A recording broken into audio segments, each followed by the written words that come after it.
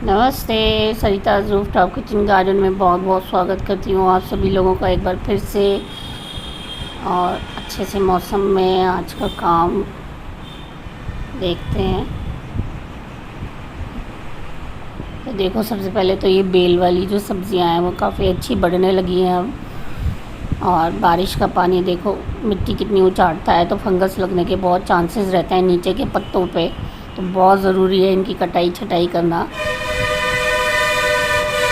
तो आज बस मैं यही करने में लगी हूँ कि नीचे से इनको बिल्कुल साफ़ कर दूँ। और पूरा है ना, किचन गार्डन में खरपतवार बहुत हो गए हैं, बहुत जल्दी हो जाती है मेरे, काफ़ी बड़ी बड़ी हो रही है, तो उसको भी साफ़ करना है।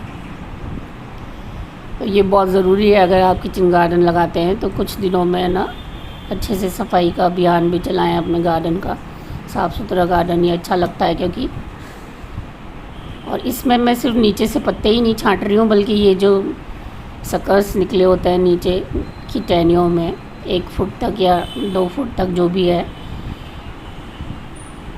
उनको भी मैं हटाती जाती हूँ ऊपर से, जिससे बढ़त ले सके बेल चढ़ाने वाली जगह पे। तो नीचे से है ना बहुत ज़्यादा वो ना फैलें, तो ये भी मैं हटा रही हूँ।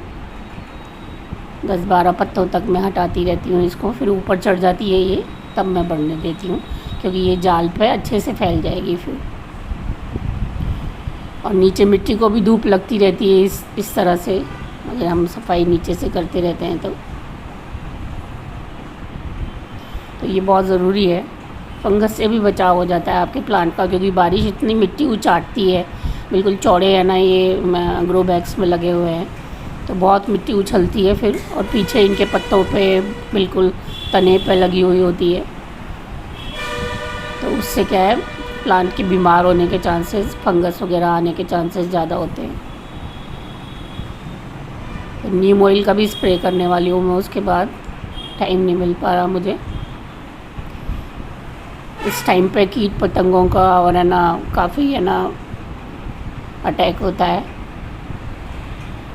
तो ये सब केयर ज़रूर करें आप। एक बार और हमने ग्वार की फली तोड़ के रख दी है, अच्छे से टूट रही है। उस दिन पहले भी मैंने जब तोड़ी थी तो काफ़ी बची हुई थी उसमें।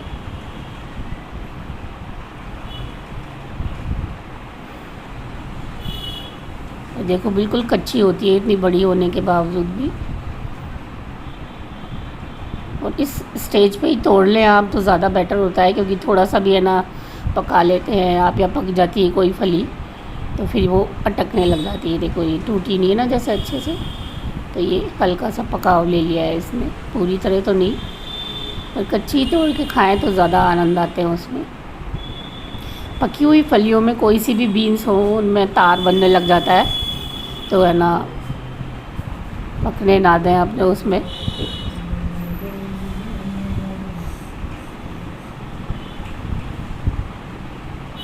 ऐसे ही कच्ची ही तोड़ लें।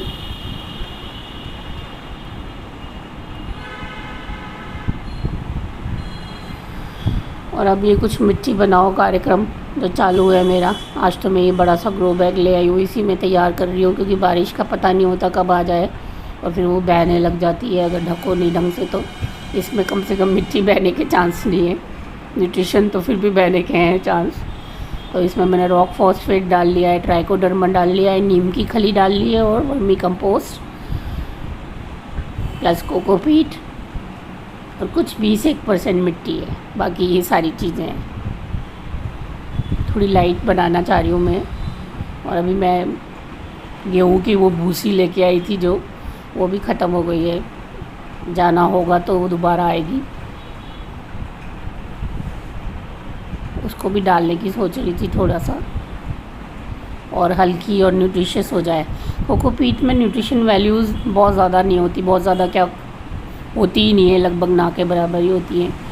पर आप ये सब चीज़ें मिलाते हैं ना, धान की भूसी और गेहूँ की भूसी वगैरह, इनमें मैंने अभी कुछ पढ़ा था, बहुत अच्छा न्यूट्रिशन मिल जाता है, स्पेशली फास्फोरस का बहुत अच्छा सोर्स होती हैं ये। तो इसलिए मेरे को भी लगता है कि अब वो थोड़े से प्रयास से, हमारे यहाँ चावल की भूसी मतलब धान की भूसी बहुत अच्छी नहीं मतलब मिलती नहीं है मुझे आसपास, पर गेहूँ की आराम से मिल जाती है, तो वो ले आती हूँ मैं।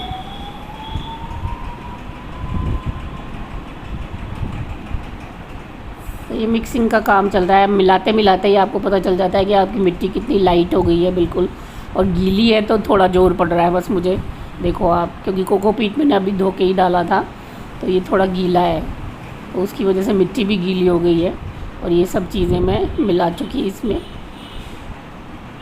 सीवीड मेरे पास बहुत दिन से नहीं है अब, दानेदार। और ये यहाँ पे मैंने 18 इंच के जमा दिए हैं, 4 ग्रो बैग्स आए हैं इस पर बची हुई स्पेस में। तो ये भरने का तैयारी शुरू करूँगी बस अब मैं। और आज आपको मैं एक चीज़ दिखाती हूँ। ये मेरा रेड एप्पल बेर का प्लांट था जो कि मैंने तोड़ दिया था, कुछ गिर गया था इसके ऊपर ग्रो बैग, तो यहाँ से ये टूट गया था। पर फिर मैंने इसकी ये ग्राफ्टिंग वाला जो पोर्शन है वो खोला, तो फिर है ना पता चला मुझे ये लोग बिल्कुल है ना नई ग्राफ्ट की हुई प्लांट्स को भी नर्सरी वाले जो ऑनलाइन वाले हैं वो भेज देते हैं। अभी तक इसका ग्राफ्ट जुड़ा भी नहीं है ढंग से, और इन्होंने है ना सेंड भी कर दिया। देखो आपको मैं दिखाती हूँ, इसीलिए मैं खोल के देख रही थी कि कहाँ से कहाँ तक है, क्योंकि पुराने वाला जो प्लांट है उसमें पत्तियाँ आ रही थी, और अब मुझे पता चला कि ये लगभग ख़त्म हो चुका है। देखो जुड़ा भी नहीं है इसका ग्राफ्ट। एक तो इतना नीचे से ग्राफ्ट किया हुआ है, छोटी छोटी टहनियाँ लेके ही कर देते हैं, और ऊपर से है ना बिल्कुल नए भेज देते हैं, क्योंकि उनको तो सेल करना ही होता है। ये ड्रीम गार्डन नर्सरी से मैंने मंगाए थे प्लांट्स, हेल्दी नहीं आए जो, फिर भी चल रहे थे, बट अब है ना ये इसका काम ख़त्म हो गया मुझे लगता है। वीडियो ख़त्म करूँ उससे पहले हमेशा की तरह एक हम्बल सी रिक्वेस्ट, अगर मेरे वीडियोस पसंद आते हो तो मेरे चैनल को सब्सक्राइब करें, बेल आइकन भी प्रेस करें, जिससे नए वीडियोस की इन्फॉर्मेशन आपको टाइम से मिल जाए। बहुत बहुत धन्यवाद, नमस्कार।